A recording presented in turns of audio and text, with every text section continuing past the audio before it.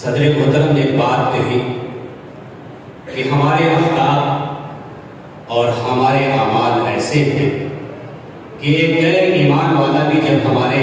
احوال کو دیکھتا ہے تو نفرت کرتا ہے۔ ایک کتاب ہے عرب کا چاند، اس کتاب کا لکھنے والا مصنف سوامی لکشمن پرساد، وہ اپنی کتاب کے اندر لکھتے ہیں کہ جب میں قرآن مقدس کو پڑھتا ہوں اور آپ صلی اللہ علیہ وسلم کی سیرت کو پڑھتا ہوں تو میرے دل کے اندر ایک دائرہ پیدا ہوتا ہے اسلام قبول کرنے کا، لیکن جب میں دیکھتا ہوں کہ وہی مسجد ہے کہ اذان ہو رہی ہوتی ہے لیکن مسجد کے گیٹ سے مسلمان ہنستا ہوا گاتا ہوا گزر جاتا ہے تو میرے دل کے اوپر ایک چوٹ لگتی ہے، اور جب میں گزرتا ہوں مسجد کے دروازے سے تو ایسا معلوم ہوتا ہے کہ کوئی میرا دامن مسجد کے اندر کھینچے چلا جاتا ہے۔ بی جے پی کا ایک بہت ہی مشہور لیڈر جو آج گمنامی کی زندگی گزار رہا ہے، جسے ہم اور آپ اڈوانی کے نام سے جانتے ہیں، یہ شخص ایک مرتبہ اپنے دفتر سے اپنے گھر آ رہا تھا، اس کی گاڑی کے اندر ایک غیر مسلم بھی سوار تھا۔ کچھ دور چلنے کے بعد لمبے روڈ ایک مسلمان کی قبر تھی، ایک مزار تھا۔ اڈوانی اپنی گاڑی سے اترتا ہے اور اس قبر کے اوپر سجدہ کرتا ہے اور مالا وغیرہ چڑھاتا ہے، اور پھر اپنی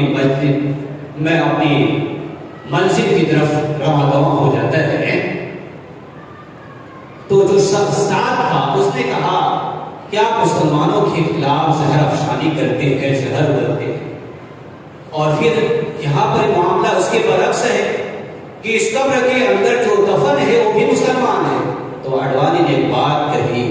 کہ اس قبر کے اندر جو دفن ہے وہ حقیقت میں مسلمان تھا، اور یہ جتنے لوگ مسلمان دکھائی دے رہے ہیں یہ مسلمان ان کا صرف نام ہے، حقیقت میں مسلمان نہیں۔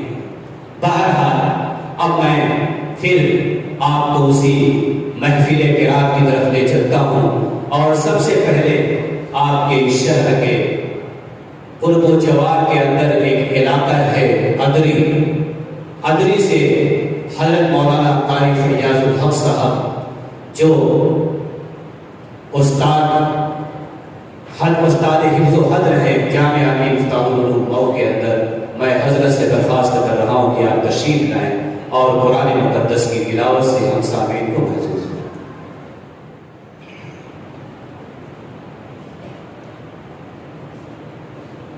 اعوذ باللہ من الشیطان الرجیم، بسم اللہ الرحمن الرحیم، وأوحی إلی نوح أنه لن يؤمن من قولك وأوحي إلى نوح أنه لن يؤمن من قومك إلا من قد آمن فلا تبتئس بما كانوا يفعلون واصنع الفلك بأعيننا ووحينا ولا تخاطبني في الذين ظلموا إنهم مغرقون ويصنع الفلك وكلما مر عليه ملأ من قومه سخر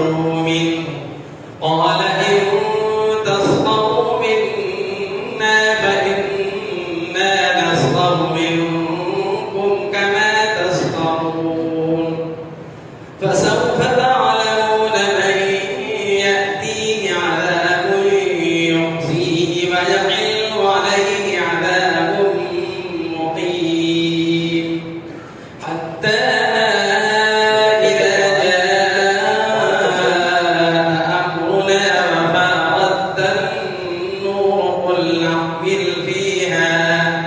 قل نحمل فيها من كل زوجين اثنين وأهلك إلا من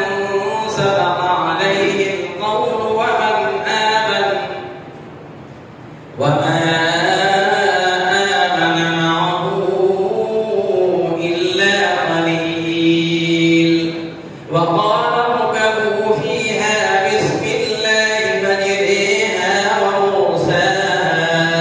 إن ربي لغفور رحيم وهي تجري بهم في موج كالجبال ونادى نوح ابنه وكان في معزل يا بني اركب معنا ولا تكن مع الكافرين قال سآوي إلى جبل يعصمني من الماء قال لا عاصم اليوم من أمر الله إلا من رحم وحال بينهما الموج فكان من المغرقين وقيل يا أرض ابلعي ماءك ويا سماء أقلعي وغيض الماء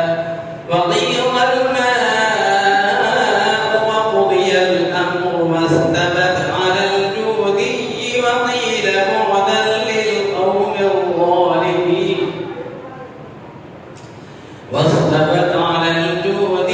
وقيل بعدا للقوم الظالمين ونادى